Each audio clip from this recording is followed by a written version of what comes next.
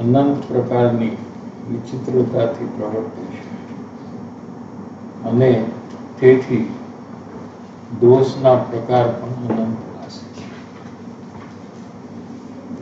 जो भाव जीव करता है शुभ अशुभ भाव, ये नया कर्म बंध का कारण है। कोई ना कोई अंदर में धारावाही क्रोध मान माया लोभ आदि परिणाम चालू ही है। अंदर में कोई चीज पसंद आए, ऐसा जो भाव अंदर में है, ये राग भाव है। और कोई चीज पसंद न आए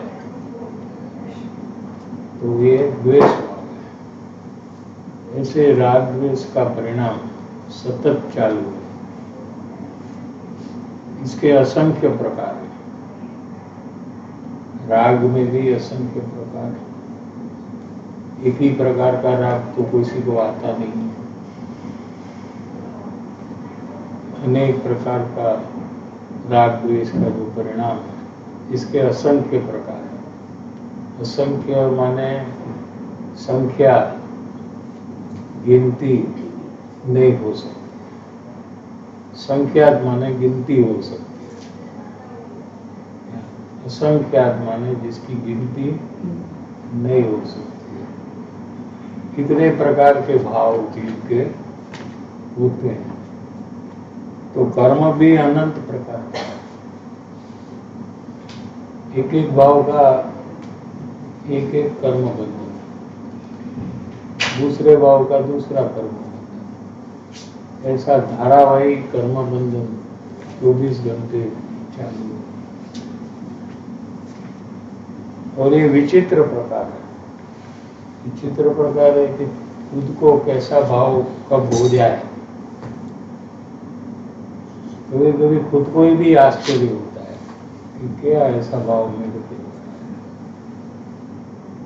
इसे असंख्य प्रकार का कर्म बंधन भी होता है। और वो कर्म का फल आता है।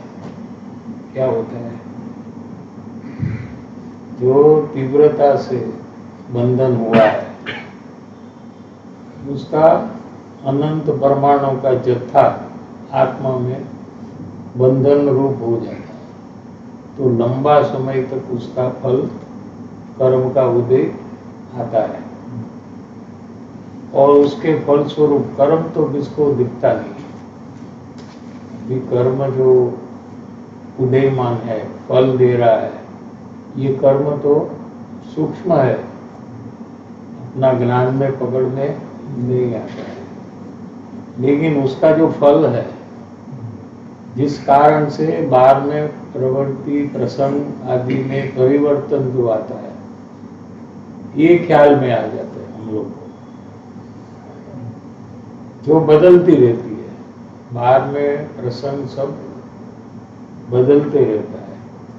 एक ही प्रकार बाद में रहता नहीं है। ये तो हमको पता है। सुबह से लेकर आज शाम तक का तो सुबह क्या प्रसंग था, बाद में फिर उसके बाद क्या था, उसके बाद क्या था, अभी सत्संग का योग है, यहाँ से जाने के बाद दूसरा कोई प्रसंग रहेगा। ऐसे उसमें परिवर्तन आता है। उसका कारण कर्म, जो कर्म स्वयं ने बंधन किया है, वो उसका कारण है। समझ में आ रहा है? अभी क्या है कि उसके फलस्वरूप दोषना प्रकार पण अनंत भाषा। प्रसंग जो हो रहा है बाहर में, शरीर में भी परिवर्तन आ रहा है और बाहर में भी परिवर्तन आ रहा है। तो ये बदलाव हमारे ज्ञान में, जानने में आता है, हमको पता लगता है। जैसे अभी आपकी तबीयत कैसी है आपको पता है कि नहीं है, कहाँ आपको दर्द है या नहीं है, दर्द था वो चला गया, दर्द नहीं था तो आ गया, ये सब चेंज जो हो रहा है इसका आपको पता लगता है कि नहीं? तो ये ज्ञान में पता लगता है, समझ में आ रहा है। और इसका कारण हमारा पूर्व कर्म, समझ में आ रहा है। ऐसे व्यापार आदि में भी जो भी आपको प्रॉब्लम्स है वो भी पूर्व कर्म का फल है, और कभी कभी प्रॉब्लम का सॉल्यूशन हो जाता है वो भी पूर्व कर्म का। कभी कभी बाहर में मान मिलता है तो कभी कभी अपमान होता है। ऐसा जो चेंज हो रहा है बाहर में, ये अपने ज्ञान में ख्याल में आता है, ठीक है। अभी यहाँ से दोष अनंत प्रकार के क्यों हो रहे हैं ये बात कभी हमको समझ नहीं है। अगर ऐसा ही हो तो कायम बंद नहीं होते रहेगा, समझ में आ रहा है, न्याय समझ में आ रहा है कि आपने भाव किया, उदय आया, फल आया, बाहर में परिवर्तन हुआ, वो देखकर वो जानकर आप नया दोष करेंगे तो फिर नया कर्म बंधन होगा, ठीक है। फिर उसका फल आएगा, फिर वापस नया दोष होगा। ऐसा अनादि से चक्कर चालू है, समझ में आ रहा है। तो ऐसा क्यों हो रहा है कि अज्ञानी जो है वो निमित्त आदि में, क्या कहा, जैसा जैसा निमित्त मिलता है बाहर में जो प्रसंग होता है क्या, उस अनुसार उसके आधार से वो नया दोष करता है क्या? निमित्त आदि माने जैसा जैसा निमित्त मिले वैसा वैसा भाव वो करने लग जाता है। जैसे कोई आपका अपमान करे, ऐसा पूर्व कर्म का उदय आया, ठीक है। तो वो आपके ज्ञान में पता लगा कि ये मेरा अपमान कर रहा है, तो वो टाइम में उसके अनुरूप जो भाव है, दोषित भाव, वो कौन सा है, क्रोध। तो आप क्रोध करने लग जाते हैं, बराबर है कि नहीं, कि नहीं करते? पूर्व में आपने दोष किया था, किसी को गाली दी थी, उसमें जो कर्म बंधन हुआ उसका जब फल आया अभी, तो आपको कोई गाली दे रहा है, ठीक है। तो आपके ज्ञान में जब पता चला कि मुझे कह रहा है, मेरा इंसल्ट कर रहा है, मेरा अपमान कर रहा है, तो आपने क्या अभी किया, वापिस आपने गुस्सा किया, तो वापिस नया कर्म बंधन हुआ, समझ में आया। तो ये साइकिल चालू है, नहीं समझ में आ रहा है तो पूछना। और इसमें आपका अनुभव से पता न लगे तो भी पूछो कि आपको कोई गाली दे तो आपको क्या होता है वो टाइम पे, गुस्सा आता है, क्रोध के कारण से नया कर्म बंधन होता है कि नहीं होगा, फिर उसका उदय आएगा, तो वापस आपको कोई गुस्सा करेगा, तो वापस आप क्या करेंगे, वापस क्रोध करेंगे, ठीक है ना। तो ये साइकिल कभी बंद होगा कि नहीं होगा? हाँ, ये बंद करने का काम किसका है? अगर बंद न हो सके तो किसी का मोक्ष ही नहीं होगा। लेकिन 6 महीने में 608 जी मोक्ष में जाते हैं आज भी, तो वो कैसे जाते हैं? तो ये चक्कर में से निकल जाते वो। जीव, अज्ञानी जीव का दूसरा नाम क्या है कि जो निमित्त आदि ने उसको अज्ञानी जीव कहते हैं। जैसा जैसा निमित्त सामने मिलता है वैसा वैसा वो उसके आधार से कषाय करता है, ठीक है। कोई पैसा दे दे उसको, ऐसा पुण्य का उदय आया कि उसको कोई पैसा दे, तो वो समय में आप क्या करेंगे? राग करे बिना नहीं छोड़ेंगे ना वो प्रसंग को। वो व्यक्ति के ऊपर राग करे बिना नहीं छोड़ेंगे। छोड़ देंगे? नहीं छोड़ेंगे। तो नया कर्म बंधन हुआ वापस, तो फिर ये चक्कर चालू हुआ। ठीक है ना कि नहीं? ऐसा पूर्व कर्म, ऐसी बाह्य परिस्थिति हो कि आपको लोभ कर सकते हो, तो वो प्रसंग में आप लोभ करे बिना रहेंगे कि नहीं रहेंगे? नहीं रहेंगे। तो आपको वापस नया कर्म बंधन लोभ का होगा। समझ में आ रहा है कि नहीं? हम कैसे फंस गए हैं अभी? अनादिकाल से जीव कैसा फंस गया है अभी, ये चक्कर चालू ही है।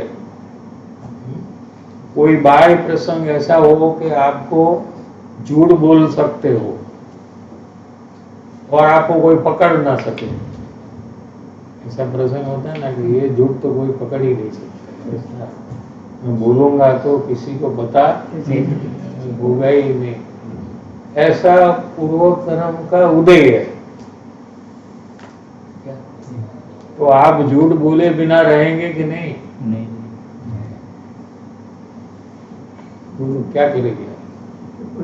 झूठ बोले बिना आप वो प्रसंग में से निकलेंगे ही नहीं।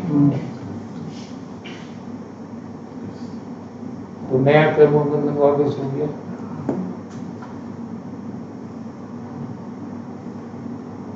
ठीक है?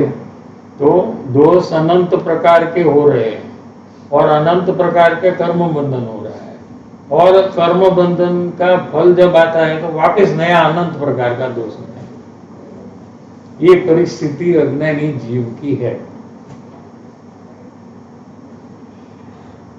ठीक है? ये तो सिद्धांत है, इसमें तो आप कोई चेंज नहीं कर सकते। अभी ऐसा क्यों हो रहा है कि जीव निमित्ताधीन है। जैसा जैसा निमित्त मिलता है, जैसा जैसा प्रसंग होता है, उस अनुसार वो कषाय करने लगता है। यानी झूठ बोलने का प्रसंग में झूठ बोलता है, क्रोध करने का प्रसंग में क्रोध करता है, मान करने के प्रसंग में मान करता है, लोभ प्रसंग में लोभ करता है। ऐसा एक भी प्रसंग वो छोड़ता नहीं है जीव।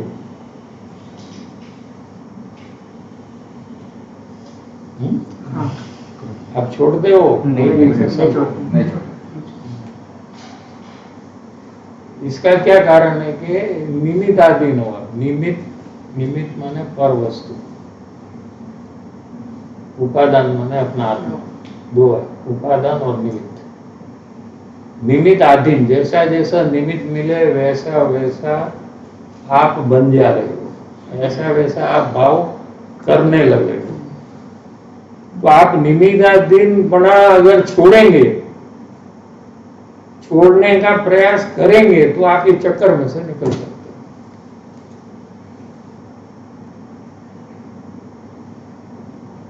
ठीक है? एक ही रास्ता है आपको, यानी कि क्रोध का प्रसंग हो तो आपको क्रोध नहीं करना, तो क्या करना? क्षमा करो।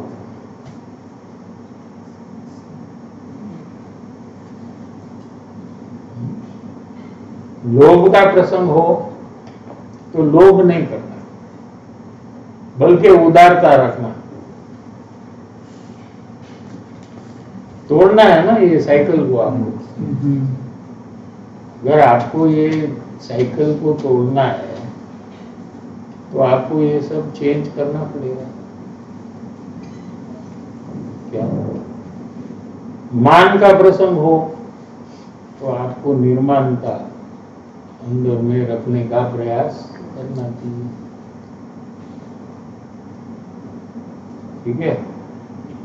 तो सब प्रसंग में जैसा प्रसंग है वैसे बनना नहीं, लेकिन वो कषाय का अपरिचय, अनभ्यास करना।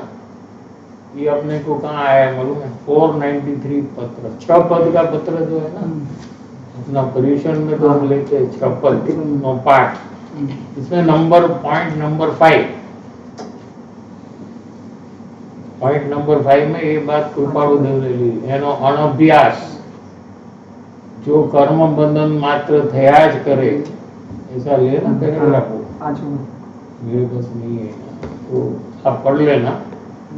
तो उसमें क्या है कि कषाय जो हो रहे हैं क्रोध मान माया लोग, उसका अपन क्या करते हैं कि क्रोध के प्रसंग में क्रोध का कषाय कर कर उसका परिचय करते हैं, उसका अभ्यास करते हैं। क्या भाव का अभ्यास, यहाँ भाव की बात चल रही है। स्कूल में जाकर अभ्यास वो बात नहीं है, यहाँ क्या अभ्यास माने जो जो क्रोध का भाव होता है वो भाव का अभ्यास हम कर रहे हैं, उसका हम परिचय कर रहे हैं।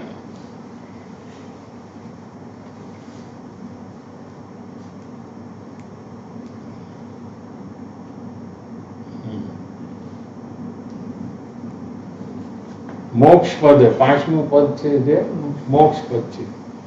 जो अनुपचरित व्यवहार से जीव के कर्म का कर्तापना निरूपण किया। अनुपचरित व्यवहार माने जो कर्म बंधन, ये तो पुद्गल करता है ना, फिर भी जीव करता है, ऐसा व्यवहार से कहने में आ रहा है। समझ में आ रहा है? ये आया है इसलिए हम ये सब ले रहे हैं, तो ये सब विषय अभ्यास नहीं है तो आपको समझ में नहीं आएगा। अनुपचरित व्यवहार नहीं, ये व्यवहार नहीं है, माने जीव करता नहीं है, लेकिन जीव कषाय करता है तो कर्म बंधन हो रहा है, वो जीव ने किया ऐसे कहने में आता है। वास्तविक तो वो पुद्गल कर्म स्वयं कार्मण वर्ग स्वयं कर्म रूप हो जाती है। क्या फिर भी जीव ने कहा ऐसा व्यवहार से कहने में आता है, निश्चय से वो करता नहीं है। जो अनुपचरित व्यवहार से जीव के कर्म का कर्तापना निरूपण किया, जो कहा कर्तापना होने से भोक्तापना निरूपण किया, करेगा तो भोगेगा, जो करता है वो भोगता है। क्या वह कर्म का नष्ट होना भी है, करेगा तो भोगेगा। वैसा जो भी कर्म बांधता है वो उसको बांधने वाला जीव अगर समझकर प्रयास करे तो उसको नष्ट कर सकता है, बंधन को खत्म कर सकता है। क्या क्योंकि प्रत्यक्ष कषाय आदि का तीव्रपना हो। क्या कहते हैं? प्रत्यक्ष माने अपने को प्रवृत्ति में जो कषाय हो रहे हैं इसको प्रत्यक्ष कहते हैं। सुबह हो गया उसको परोक्ष कहते हैं। सुबह मुझे गुस्सा आया था, लेकिन वो गुस्सा अभी नहीं है, सुबह था, उसको क्या कहेंगे? परोक्ष। लेकिन वर्तमान में आपको जो भाव हो रहा है वो प्रत्यक्ष है। क्योंकि प्रत्यक्ष कषाय आदि का तीव्रपना हो, जैसे कि गुस्सा बहुत ज्यादा हो, तीव्र माने ज्यादा, मैक्सिमम लेवल का हो,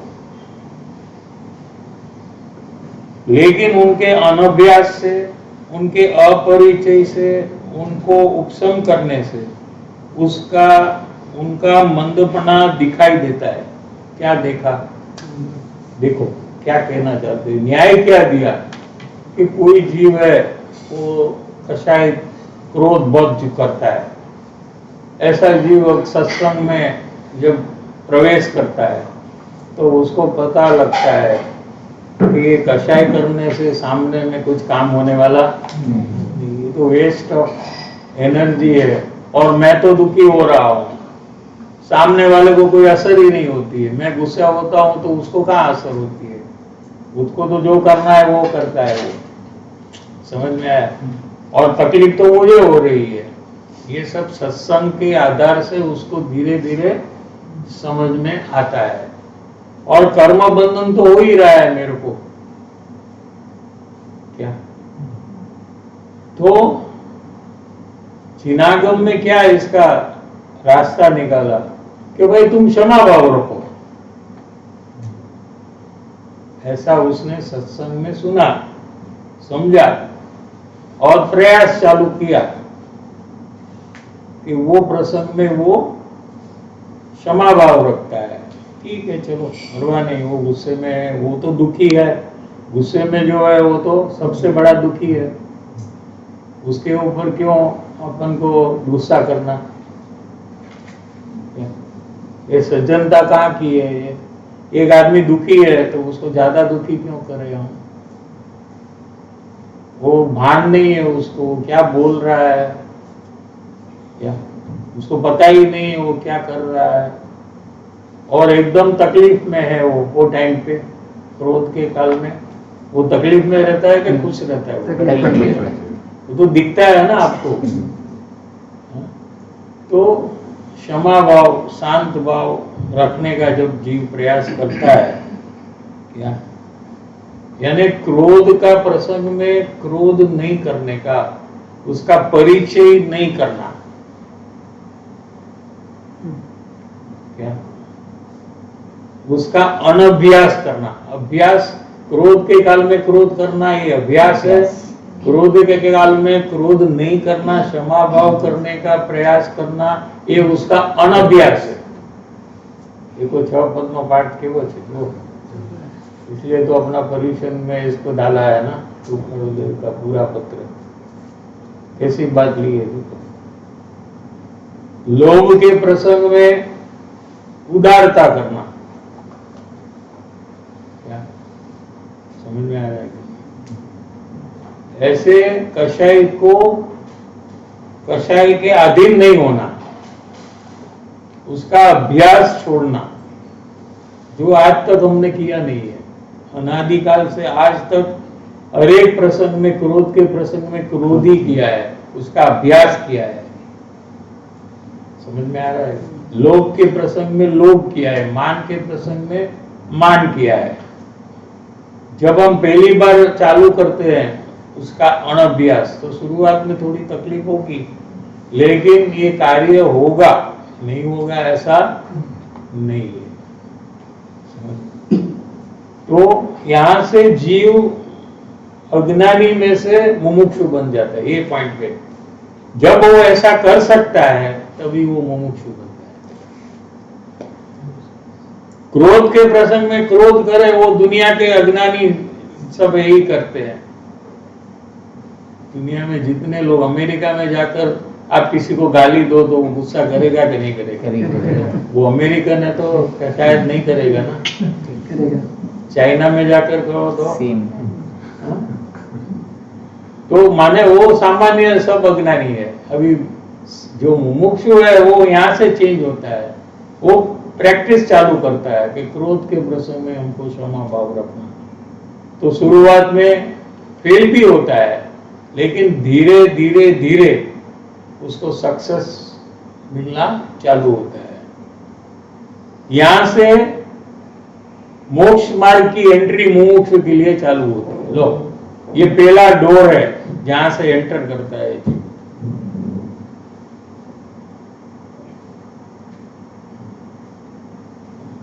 सर फिर यहाँ पे ऐसा बात आता है, जब ऐसा एनडीके में वगैरह प्रयास शेयर करने का हुआ तो वहाँ पे बोलते हैं कि सीधा मैं क्रोध नहीं कर रहा हूँ, वैसा वो पॉइंट पे जाओ करके ऐसा इनपुट में आता है। तो वो उस बात को कैसे यहाँ पे इसको मिलान करना? नहीं, वो क्या है कि क्रोध भी जीव करता है वो भी सही है, क्रोध नहीं करता है वो भी सही है। ये शादवाद का मार्ग है। लेकिन कौन सी भूमिका में कौन सा सही है ये हमको समझना है। समझ आ रहा है? तो पहले तो अज्ञानी जीव स्टार्टिंग में क्या करता है कि उसको जब गुस्सा होता है तो मैं करता हूं ऐसा वो मानता ही नहीं है। आपको जब गुस्सा होता है तो आप क्या मानते हो? इसके ये गाली देता है ना, इसलिए होता है, यही तो करता है, मैं थोड़ी करता हूं। ऐसा मानते हैं आप? देख लो, सामने वाले सामने वाले सामने से वाले। क्या आपको कोई कहे यार इतना गुस्सा मत हो, तुम पहले उसको बोलो गाली देना बंद करो। हाँ, वो गाली बंद करेगा तो मेरा गुस्सा बंद हो जाएगा। माने करने वाला वो है, तुम नहीं हो। नहीं। ऐसे मानते हो ना? ऐसे ये नहीं मानते ऐसे हो। मानते correct। ऐसे ही मानते पक्का है ना? पक्का। हाँ। तो हमको बोध किसको देना? गाली वाले को देना है या गुस्से वाले को देना? गाली क्योंकि सामने वाला कराया तो वही तो करवाता है ना। अगर आप मानते हो कि गुस्सा तो आप ही कर रहे हो, ठीक है, तो गाली वाला भले गाली दे, मैं तो गुस्सा नहीं करूंगा, तो आपको बोध लगेगा। नहीं तो आपको बोध ही नहीं लगता जीनवाणी का। बोध तो गाली देने वाले को वो देना पड़ेगा कि भाई तू मेहरबानी करके गाली बंद कर, तो ये गुस्सा बंद होगा। तू जब तक गाली देगा तो ये तो गुस्सा करता ही रहेगा। तो पहले अज्ञानी कसाई जो कर रहा है ना, वो अपनी गलती है, वो नहीं मानता है। क्रोध मेरी गलती है, मान मेरी गलती है, झूठ बोलना मेरी गलती है, लोभ करना ये मेरी गलती है, ऐसा मानता नहीं है। तो पहले उसको वो मानना चाहिए। पहले से ही वो मानता है कि मैं गुस्सा करता ही नहीं, तो उसको लास्ट में प्रयोग में कहना मैं गुस्सा नहीं करता हूँ, तो वो बोलता है वो तो मैं पहले से ही मानता था, यहाँ आने से पहले मैं तो मेरे घर में था तभी मानता था, तो मेरे को प्रयोग क्या करने का बोलता है? समझ में आ रहा है कि नहीं? फिर क्या मेरे को प्रयोग करना? मैं तो पहले से मानता हूँ, मैं तो गुस्सा करता ही नहीं। ये सामने वाला गाली दे रहा है ना, वो गुस्सा करा रहा है, मैं तो गुस्सा करता ही नहीं, मैं तो बहुत अच्छा आदमी हूँ। तो पहले तो उसको कसाई की मालिकी नक्की करना चाहिए। तो उसमें क्या नक्की होता है कि गाली के कारण से क्रोध नहीं होता है, ये नक्की करवाना है। क्या पहले तो वो नक्की करना है ना कि नहीं? मुनिराज को कोई गाली दे तो उनको द्वेष होता है? नहीं होता है। क्यों? हाँ, अगर सामने वाले से होती तो उनको भी होना चाहिए ना, नहीं होता ना। तो फिर सामने वाले का कार्य सैनिक राजा ने सांप रखा मुनिराज के गले में मरा हुआ, ऐसी कथा है ना सैनिक राजा की, मरा हुआ सांप, वो भी जिंदा नहीं। ध्यान में थे मुनिराज, तो ध्यान से बाहर निकले, उनको क्रोध ही नहीं आया, क्षमाभाव ही था उनको। अगर दूसरे के कारण से गुस्सा होता तो उनको भी क्रोध होना चाहिए ना। माने पहले तो ये हमको नक्की करना है कि भले हमको गुस्सा होता है, लेकिन ये गुस्सा सामने वाले की गाली के कारण से नहीं होता है, ये पहले नक्की करना है। क्या समझ में आ रहा है कि नहीं? यहां से पहली शुरुआत होनी चाहिए। हमको जो मान कषाय हो रहा है, वो सामने वाला मान दे रहा है इसलिए हो रहा है, ऐसा नहीं है। हाँ, हो रहा है मान कषाय, हम ना नहीं कह रहे, हमको मान कषाय हुआ है, लेकिन इसने मेरा बहुमान किया इसलिए मुझे मान कषाय हुआ, ये गलत है। ये दोनों इंडिपेंडेंट है। वो बहुमान करता है वो भी इंडिपेंडेंट है, ये मान करता है ये भी इंडिपेंडेंट है। वो गाली देता है वो भी इंडिपेंडेंट है, ये क्रोध करता है ये भी इंडिपेंडेंट है। इंडिपेंडेंट माने एक दूसरे के ऊपर डिपेंडेंट नहीं है। पहले तो ये नक्की करना है हमको।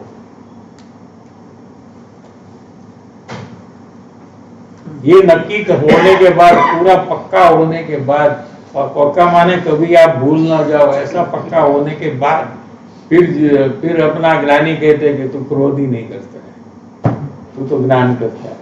कि वो लेवल में पहुंचने के बाद वो बात है। लेकिन अभी स्टार्टिंग में कोई कहे कि मैं तो क्रोध करता ही नहीं हूं, मैं तो ज्ञान करता हूं, तो ये गलत है। यानी अपनी मर्जी से कोई भी प्रयोग करे तो उससे लाभ के बदले नुकसान होने का बहुत चांस है।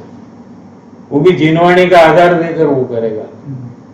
देखो जिनवाणी में कहा है कि जीव तो ज्ञान स्वभावी है, ये तो खाली જાણવાનું જ કામ કરે છે, ये तो क्रोधादि करतो જ નથી, ऐसा जिनवाणी में वचन है।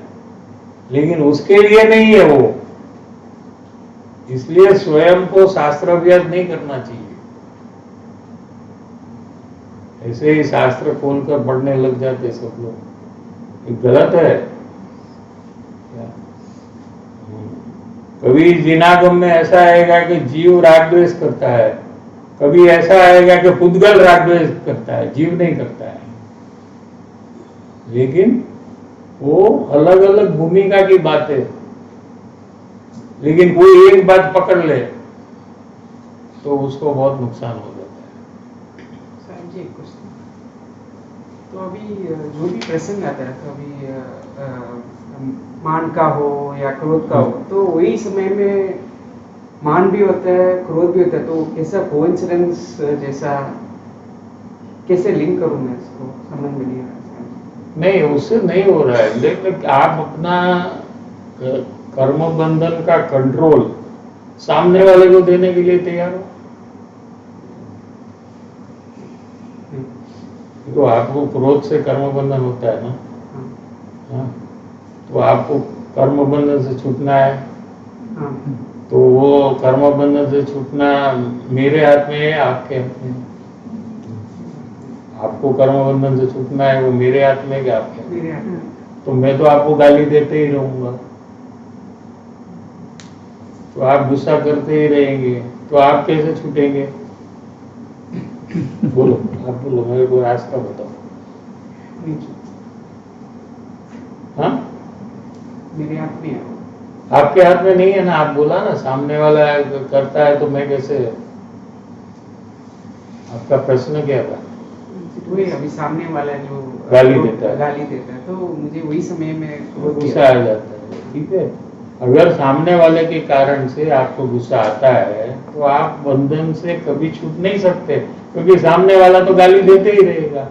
आप बोलेंगे कि मुझे मोक्ष जाना है, अभी बंद कर तू। नहीं नहीं, मैं क्यों बंद करूंगा, मैं तो गाली दूंगा ही तुमको, तो तुम्हारा मोक्ष ही नहीं होगा ना। सामने वाला आपको संसार में कर्म बंधन में रख देगा। जब तक आप मानेंगे नहीं कि ये गाली दे रहा है इसलिए मुझे गुस्सा हो रहा है, ऐसा नहीं है। ऐसे जब मानेंगे तो आप फिर उससे छूट सकते हो, तब तक आप छूट ही नहीं सकते। ऐसे जिनागम में अनेक प्रकार के न्याय दिए हैं, वो सबका अपन को अभ्यास करना है। वो टाइम में हमको क्या करना, कैसे क्षमा भाव रखना, क्योंकि वो कहता है, किसको कहता है, गाली किसको देता है? शरीर को और नाम को, आपके जीव को तो नहीं देता है ना। और आप कौन हो? तो आपको नहीं कहता है।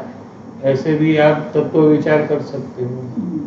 ऐसे अनेक प्रकार से कहा है। आपको कर्म बंधन होगा तो आपको उससे बचना है कि नहीं बचना है, कि आपको जन्म मरण करना है? सामने वाले को नहीं करना है, उसको संसार में रहना है।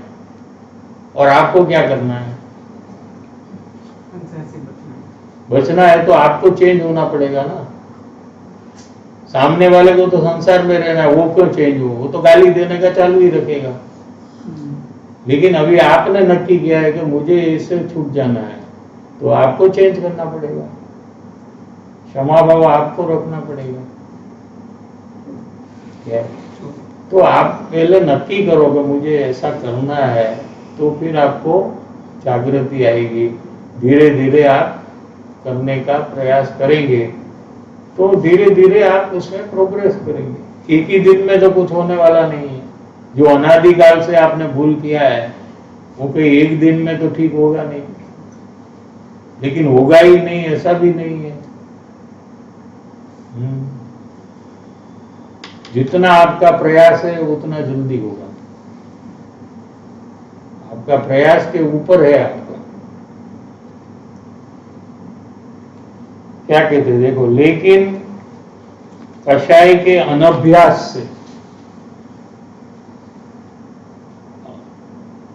कषाय के अपरिचय से, अपरिचय, परिचय, अपरिचय,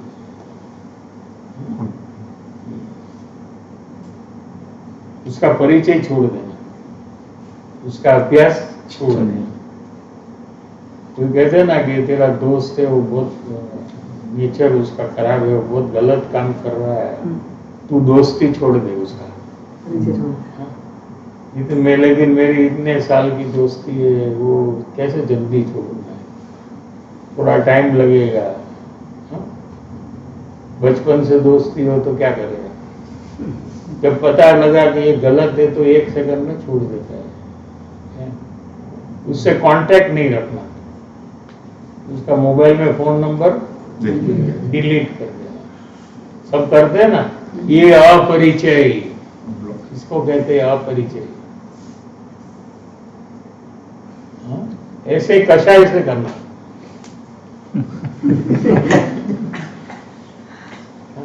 तू मुझे कर्म बंधन का कारण हो रहा है, अभी तेरा और मेरा संबंध नहीं है, मैं तेरे से तलाक लेता हूँ, तेरे को तलाक देता हूँ। हाँ? ऐसा उनके अपरिचय से उनको उपशम, कषाय को उपशम करना माने क्षमा भाव रखना। क्षमा भाव करने से क्या होता है, कषाय दब जाता है, अंदर में थोड़ा रहता है लेकिन दबा हुआ रहता है। जैसे पानी है ना, उसमें कचरा नीचे चला जाता है ना कि नहीं, इसका नाम उपशम। कचरा खत्म नहीं हो जाता है, तो डालते ना क्या, फटकड़ी डालते तो क्या होता है, तो ऊपर का पानी पीने योग्य रहता है कि नहीं रहता है। ऐसे क्षमा भाव रखने से कषाय नीचे, कचरा नीचे चला जाता है। क्या उसको उपशम करने से उनका कषाय का मंद बना दिखाई देता है, दूसरे में भी हमको दिखाई देता है। कितने लोग ऐसे हमको दिखाई देते हैं कि कोई गाली भी दे तो वो शांति रखता है, वो सत्संग में नहीं रहता तो भी वो शांति रखता है। ऐसा आपने देखा है कि? तो फिर वो कैसे करता है, उसके पास सत्संग करो आप। तो हो सकता है, ऐसा नहीं है कि नहीं हो सकता। उसने भी भूतकाल में किया रहेगा, संस्कार उसके पड़े हैं, तो उसको अंदर से ये काम कर सकता है। क्या कोई छोटी छोटी बात में क्रोध करता है, ये भी दिखता है ना, मामूली बात में बहुत बड़ा क्रोध करता है, कोई बड़ी बात में छोटा क्रोध करता है। बहुत बड़ी बात, अच्छा ठीक है, हो गया तो हो गया, छोड़ो, परवाह नहीं, कभी कभी हो जाता है। ऐसे भी करने वाले हैं ना। और कोई ऐसे कि नहीं ये तो होना ही नहीं चाहिए, ये तो मैं अलाउ करने वाला नहीं हूं, तो इतना जोर से भी कोई होता है, ऐसा भी कोई रहता है। अपने परिचय में रहने में कितने प्रकार के लोग रहते हैं, उससे हमको समझ में आता है कि कषाय है ये कम भी होता है, ज्यादा भी होता है। ये कहते हैं ना यहाँ कि उनका कषाय का मंद बना दिखाई देता है, दूसरे में भी दिखाई देता है। वे क्षीण होने योग्य दिखता है, उसका नाश भी हो सकता है। मुनिराज ने नाश किया है, वो भी। वे सर्व बंधभाव क्षीण हो सकते हैं, इसलिए उनसे रहित ऐसा जो शुद्ध आत्मभाव उस रूप मोक्ष पद है। ये प्रवचन है, सब आप पढ़ सकते हैं थोड़ा डिटेल में। तो मुमुक्षुता अगर उत्पन्न करनी हो तो निमित्ताधीन जो वृत्ति है हमारे अंदर में, उसको तोड़ने का प्रयास करना। क्या पण सर्वथी मोटो दोष ये है। अभी क्या कहते हैं कि ये सब दोष तो बताया, असंख्य प्रकार बताया, लेकिन एकदम सहलाई से कैसे इसमें से निकले, तो कृपाणु देव ने एक दोष को आइडेंटिफाई कर दिया कि ये दोष को तुम मिटा दो तो बाकी सब दोष अपने आप मिट जाएंगे। ऐसे कर कर क्या कहा, पण सर्वथी मोटो दोष એ છે કે જેથી તીવ્ર મુમુક્ષુતા ઉત્પન્ન ન હોય. तीव्र मुमुक्षुता माने आत्मज्ञान. सबसे बड़ा दोष जीव का अगर कोई है तो वो है कि उसको आत्मज्ञान नहीं है. देखो ये कौन कह रहा है मालूम है? कृपालु देव कह रहे हैं. आपको लगेगा कि गुरुदेव कह रहे हैं. आत्मज्ञान की बात यहाँ दी है सीधी. सबसे बड़ा दोष जीव का क्या है कि उसको आत्मज्ञान नहीं है. वो सबसे बड़ा दोष है.